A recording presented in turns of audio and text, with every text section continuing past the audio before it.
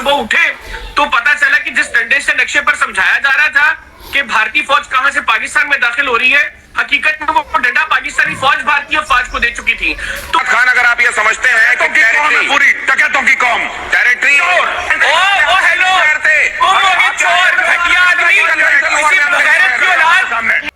क्या क्या दीपक बोरा सर, क्योंकि भारत जाहिर है उसका अपना एक स्वभाव है, उसकी अपनी एक पोजीशनिंग है, अपना एक तरीका है। क्या वो ये अफोर्ड कर सकता है कि कुछ कुछ दिनों में बस पिटाई होती रहे, उसके लिए आवश्यक वजह हो या ना हो? बहुत बहुत धन्यवाद सर। जब आपके चैनल पर होता हूँ ना, मुझे बहुत अच्छा लगता है, आपसे बहुत कुछ सीखने को मिलता है। So thank you for inviting me. और हमारे साथ तो यूथ आइकॉन है हमारे देश के, दुनिया भर में, मेजर गौरव आर्या। हमको नाज है आप पे। India is very proud of its sons like you. अभी आपने जो सवाल पूछा हमें क्या करना चाहिए, आर्या साहब तो कह रहे हैं कि थोड़ा सा वहां से संकेत मिले जाके ठोक दीजिएगा। ये छोटी मोटी चीजें जो हम करते रहेंगे, जैसा हमने सिंदूर किया, तो उनके लिए छोटी मोटी है, क्योंकि उस समय भी फरिश्ते आए थे लेकिन कुछ कर नहीं पाए। अब दोबारा फरिश्ते आके इनको बचाएंगे। ये जो खेती मार्शल है, खेत वाला, क्या कहते हैं सर उसका पिंजरे वाली मुनिया, खेत वाला ही है ना, मोनरियस। वो फील्ड तो खेत ही होता है ना सर, मैं गलत तो नहीं कह रहा? मैदानी मार्शल जो है, तो ये कुछ ना कुछ तो बकवास करता रहेगा। आपने जो कहा है वो बिल्कुल सही है। जो 1000 या 10,000 इस बेवकूफ ने तैयार कर दिए हैं, ये कौन लोग हैं सर? मैं आपको एक कॉन्वर्सेशन रिपोर्ट करता हूँ सीधी with a former Pakistani ambassador, जो मेरे मित्र हैं, अब कहीं विदेश में रहते हैं, कोई वापस नहीं जाता।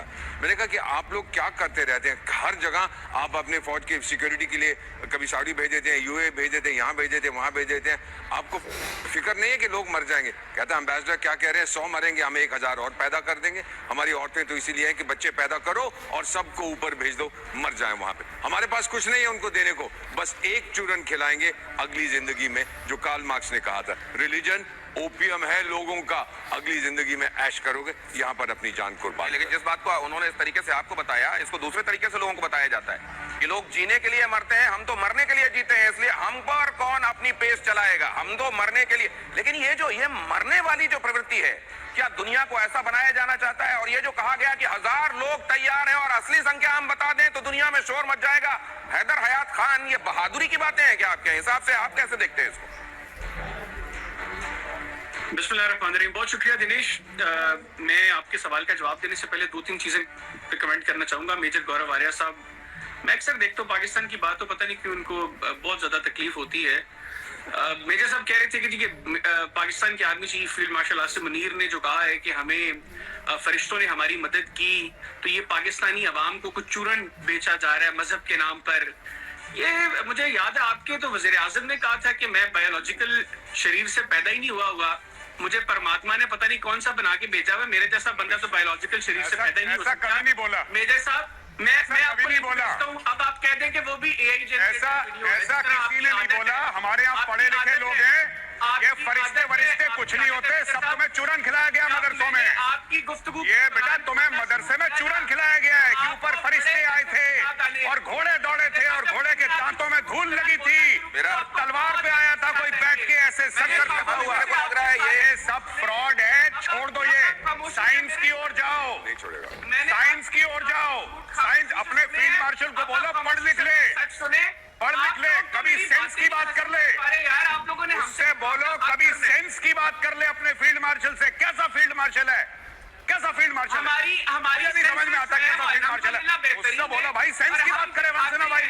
हम फरिश्ते आए थे ऊपर से, फरिश्ते आए थे, घोड़े आए थे, घोड़े दौड़ रहे थे, हमने ऐसे तलवार लेके हम गए। What is this nonsense? 2025 2026 में कोई ऐसी बातें करता है? बड़ी बात तो ये है मेजर गौरव आर्य की पहले ये कहेंगे हमने, मेजर गौरव आर्य और हैदर हयात खान, मैं आप दोनों को ये सुनाते हुए कहना चाहता हूँ, हैदर हयात खान, मेरा सवाल तो डेली आते रहते हैं, कैसे फरिश्ते हैं ये तुम्हारे बेरोजगार बैठे हैं? ये वो सुन लेंगे। ये कौन से फरिश्ते हैं जो इतने बेरोजगार हैं, जो रोज पाकिस्तान में आ जाते हैं? उनका नाम बताओ इन फरिश्तों का। ये बेरोजगार फरिश्ते कौन है? मैं इसको वापस चर्चा को वहां लेकर आता हूं जहां एक्चुअली इसको आना चाहिए। आरजू काजमी जी के पास जाता हूं मैं, आप सबके पास लौटूंगा। आरजू काजमी जी, एक बार ये कहना कि हजार फिदाइन तो हमारे तैयार हैं और असल संख्या हम बता दें तो पूरी दुनिया हिल जाएगी, शोर मच जाएगा। क्या संदेश देना चाहते हैं? दुनिया में खून खराबे को ही अपनी शान में इजाफा समझते हैं। देखिए, इस तरह की पॉलिटिकल स्टेटमेंट्स ही कही जा सकती हैं जो इस तरह की स्टेटमेंट्स दी जाती हैं। ये तो हमारे यहाँ भी जैसे बात हो रही थी फरिश्तों की और किस किस चीज़ की, तो ये भी कहा गया था एक ज़माने में कि जी 65 की अवार्ड जो है वो हम मलका तरन्नुम नूर जहाँ हमारे एक सिंगर हुआ करती थी कि उनके तरानों की वजह से जीत गए थे। तो लोगों ने अब जाहिर है नई जनरेशन आ गई, उसने कहा तो 71 में क्या नूर जहाँ का गला ख़राब था जो हम इतनी बुरी तरह से हारे थे। तो अब ये जो बातें की जाती हैं यहाँ पर, यकीनन इस वक्त की जो नई जनरेशन है या जो नए लोग आए हैं वो इन बातों को नहीं सुन रहे और ना ही मान रहे हैं।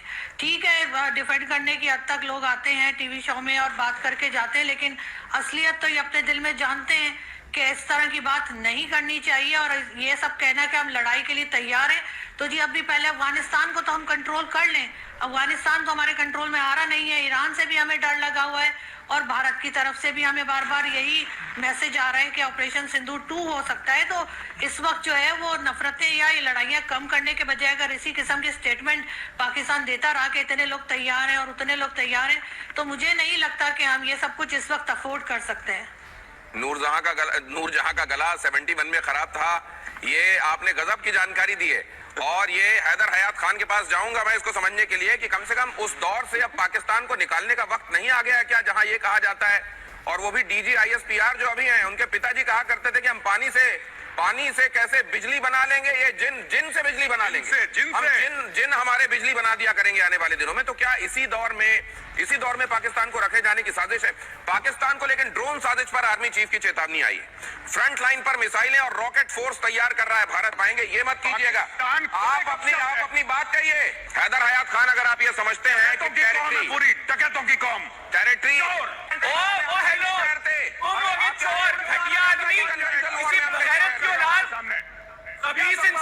छोड़ दिया दुनिया आपको देख रही है। तुम वजन अपना कम करो हैदर हयात खान। लेकिन इसको आगे वो कहते हैं ना कि एक झूठ को छुपाने के लिए इंसान को 100 झूठ बोलना पड़ते हैं। ये बात बिल्कुल भारतीय मीडिया के ऊपर फिट आती है। मुझे याद है जिस वक्त मई में पाकिस्तान और भारत के दरमियान जंग जारी थी, तो आपके चैनल पे ही आपके वो जो एंकर हैं दिनेश गौतम, वो डंडा लेके नक्शे पर समझा रहे थे कि यहाँ से भारतीय फौज पाकिस्तान में दाखिल हो गई है, यहाँ से भारतीय फिजाइया जो है वो पाकिस्तान पर हमलावर है, यहाँ से विक्रांत चल पड़ा है कराची की जानिब। और जब अगले दिन भारतीय सुबह उठे तो पता चला कि जिस डंडे से नक्शे पर समझाया जा रहा था कि भारतीय फौज कहां से पाकिस्तान में दाखिल हो रही है, हकीकत में वो डंडा पाकिस्तानी फौज भारतीय फौज को दे चुकी थी। तो आप लोगों को अब उस झूठ को छुपाने के लिए कि पाकिस्तान ने कितना नुकसान किया है भारत का, रोज झूठ बोलना पड़ता है। गुज़िश्ता 8 माह से रोज आप लोग झूठ बोल रहे हैं। ये तमाम चीजें क्यों हो रही थी? अगर अमेरिका ने एबटाबाद में ऑपरेशन के दौरान भी ये बताया था कि सॉवरेनिटी उसके लिए कितना मायने रखती है किसी देश की, और अब वेनेजुएला के मामले में ये हुआ और हैदर हयात खान कह रहे हैं कि ये गलत हुआ, तो उसी अमेरिका के पास जा के क्यों दिखाया जाता है? डब्बे में ले जाते हैं यूं अपने यहाँ के मिनरल, देखिए ये वाला लेंगे कि ये वाला लेंगे, और मुनीर करते हैं जाके। हैदर हयात खान बताइए गलत कह रहा हूं तो?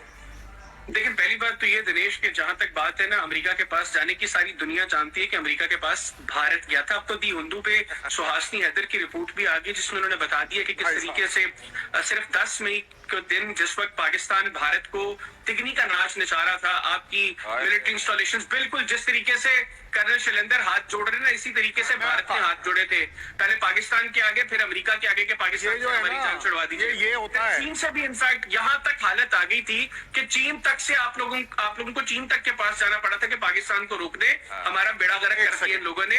और अब जो लॉबिंग फर्म्स है, मुझे अंदाजा था कि आप लोग इस तरह का मंजन जो है वो लाजमी बेचेंगे, क्योंकि अब लॉबिंग आपके चैनल से रिपोर्ट कर रहे हैं। बहुत बुरा हाल होता जा रहा है। नकाब उतरता है तो दांत और खुलकर सामने आ जाते हैं।